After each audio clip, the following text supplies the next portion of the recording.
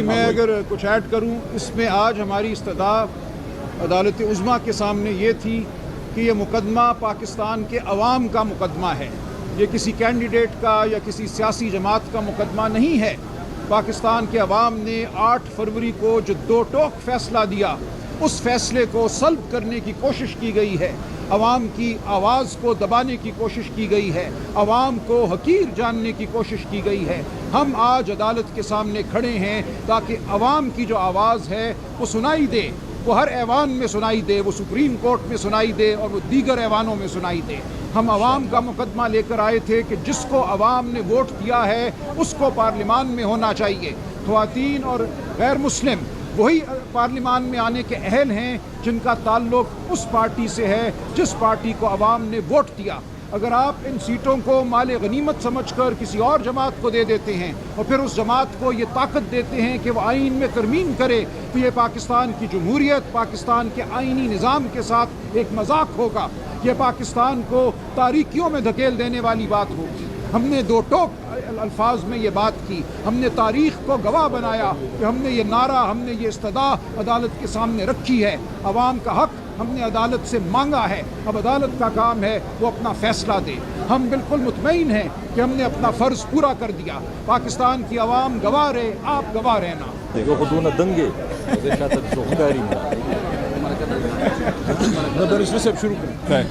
Ready हैं? हाँ जी। बिस्मिल्लाहिर्रहमानिर्रहीम। आज सुप्रीम कोर्ट में पाकिस्तान तहरीक इंसाफ के बे कैंडिडेट्स सुन्नी इत्तेहाद कौंसिल के रिज़र्व सीट्स के लिए केस सुप्रीम कोर्ट के फुल कोर्ट के सामने पेंडिंग था। आज उसमें जजमेंट रिज़र्व हुई है। हमें उम्मीद है इंशाल्लाह कुछ दिनों में ये जजमेंट अनाउंस होगी। असल ये है कि पाकिस्तान तहरीक इंसाफ का हमेशा ये मौक़िफ़ रहा है कि आइन के रूह के मुताबिक, आर्टिकल 51 के मुताबिक किसी भी पॉलिटिकल पार्टी को ज़्यादा से ज़्यादा वो सीटें मिल सकती है रिज़र्व जो उसकी जीते हुए सीटों के मुताबिक हो। किसी भी पार्टी को जीती हुई सीटों से ज़्यादा सीटें देना डिस्प्रोपोर्शनेट है। ये आइन के रूह की खिलाफ वर्जी है। पाकिस्तान तहरीक इंसाफ ने सख्त हालात में दिसंबर में अपने नामिनेशन पेपर सारे कैंडिडेट के जमा करवाए थे। पाकिस्तान के 859 कंस्टिट्यूएंसी पे पाकिस्तान तहरीक इंसाफ ने 828 कैंडिडेट को टिकट दिए थे। वमेन के लिए भी रिज़र्व सीट के लिए प्रायोरिटी लिस्ट इशू हो चुकी थी। वमेन को कहा गया था कि नॉमिनेशन फॉर्म फाइल करे, उसकी स्क्रूटनी भी होनी थी, लेकिन बदनीयती पे इलेक्शन कमीशन ने वमेन की स्क्रूटनी को 29 तारीख तक, दिसंबर तक सरंजाम नहीं दिया था। इंस्टेड इलेक्शन कमीशन ने 29 तारीख को एक नोटिफिकेशन इशू किया कि रिज़र्व सीटों के लिए चाहे वो वमेन हो चाहे वो नॉन मुस्लिम हो, पाकिस्तान तहरीक इंसाफ के इनकी स्क्रूटनी हम 13 जनवरी को करेंगे। और 13 जनवरी वो डेट थी जिसको निशान अलाट होने थे। 13 जनवरी सुप्रीम कोर्ट का डिसीजन रात 11 बजे आया था, लेकिन इलेक्शन कमीशन ने उससे पहले लोगों को आज़ाद कैंडिडेट के निशानात अलाट कर दिए थे। आज कहा जाता है कि सुन्नी इत्तेहाद ने कोई सीट जीती है या नहीं।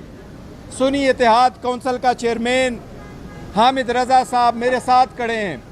इनके नामिनेशन पेपर पे भी सुन्नी इत्तेहाद कौंसिल लिखा हुआ था, सर्टिफिकेट इसका जमा हुआ था, लेकिन जब उनको पता था ये भी पाकिस्तान तहरीक इंसाफ के साथ अलाइंस पर है, तो ऑन पर्पज़ बदनीयती पे इसको भी आज़ाद कैंडिडेट का निशान अलाट कर दिया था। जब ये सीटें आई, इलेक्शन कमीशन के कानून के मुताबिक, रूल्स के मुताबिक, आर्टिकल 51 के मुताबिक आज़ाद इलेक्शन ऑफ निशानात पे जब हम सीटें जीत के आए तो KPK से 91 MPs, नेशनल असम्बली के 85 MNAs, पंजाब असम्बली के 107 MPA, सिंध असम्बली के 9 MPA ने विद इन तीन दिन के अंदर अंदर जो आइन की रिक्वायरमेंट है उन्होंने सुन्नी इत्तेहाद कौंसिल को ज्वाइन किया। उससे मुतालिक हमने 780 पेजेस के कागजात इलेक्शन कमीशन में फ़ाइल किए।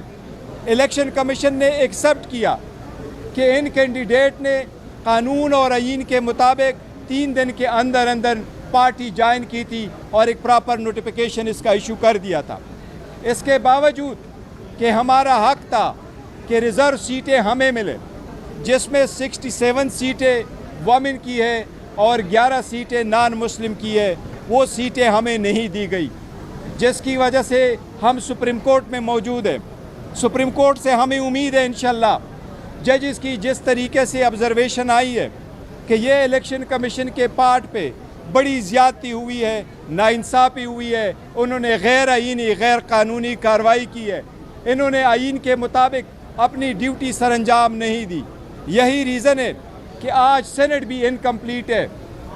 सेनेट के इलेक्शन इस रिज़र्व सीटों की वजह से आज तक KPK में नहीं हुए। बावजूद इसके कि जब हम असम्बली में कह रहे थे कि जब तक रिज़र्व सीटें कंप्लीट ना हुई हो आप यहाँ भी इलेक्शनें रोक ले, लेकिन इसके बावजूद इन्होंने इलेक्शनें करवाई थी। हमें उम्मीद है इंशाल्लाह सुप्रीम कोर्ट के 13 जजेस से आज बड़ी खुशी होती कि अगर आज शार्ट ऑर्डर आ जाता, लेकिन जज साहिबान की सवाबदीद है। हमें फिर भी उम्मीद है इंशाल्लाह 2-3 दिन में ये जजमेंट आएगी और यही कानून के मुताबिक इंशाल्लाह ताला ये सीटें हमें मिलेगी। बहुत शुक्रिया। कमल शोज़ब बीबी जो हमारी वुमेन विंग की सदर हैं, आप बात कीजिए। थैंक यू जी। जी जी बिस्मिल्लाहिर्रहमानिर्रहीम। जी आज का जो केस है वो अब रिज़र्व हो गया है। अल्लाह करे कि रिज़र्व सीट्स पे रिज़र्व फैसला जब आए तो वो ठीक आए। मैं शुक्रिया अदा करती हूँ अपने बैरिस्टर साहब का, सलमान अकरम राजा साहब का। इन्होंने पाकिस्तान की आवाम की आवाज़ पहुँचाई इस आला अदालत में, वोटर के वोट की जो सैंक्टिटी है उसको उजागर किया और तमाम जो वर्कर ख़वातीन हैं उनकी तर्जुमानी की है।